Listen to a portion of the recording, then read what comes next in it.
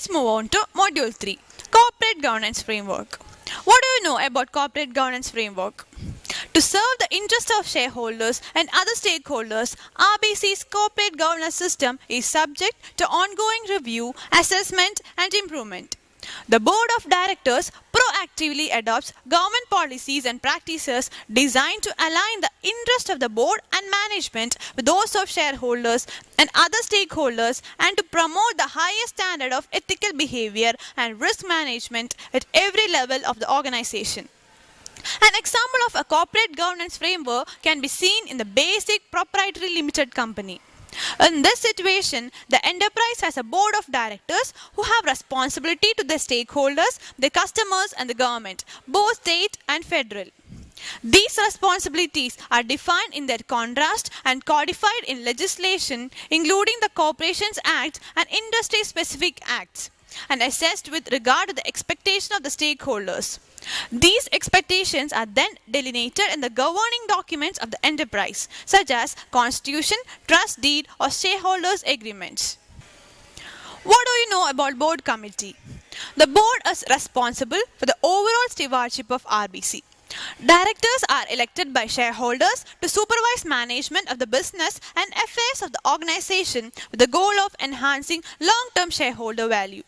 The board's role consists of two fundamental elements: decision-making and oversight. The decision-making function is exercised through formulation with management of fundamental policies and strategic goals and the approval of certain significant actions. The oversight function concerns the review of management decision, the adequacy of systems and controls, and the implementation of policies. In performing its role, the board makes major policy decisions, participates in strategic planning, delegates to management authority and responsibility for day-to-day affairs, and reviews management's performance and effectiveness. What is Audit Committee remuneration?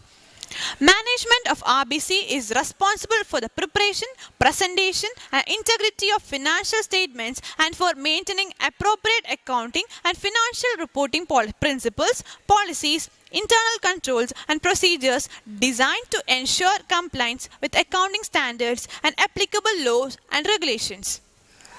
The external auditor is responsible for planning and carrying out, in accordance with the professional standards, an audit of annual financial statements and an audit of internal control or financial reporting. The external auditor also reviews the quarterly financial information. The audit committee's purpose is to review the adequacy and effectiveness of these activities and to assist the board in its oversight of the integrity of banks' financial statements, the external auditor's qualification, independence and performance, the effectiveness and independence of banks' internal audit services, finance and compliance functions, the adequacy and effectiveness of controls, and the bank's compliance with legal and regulatory requirements.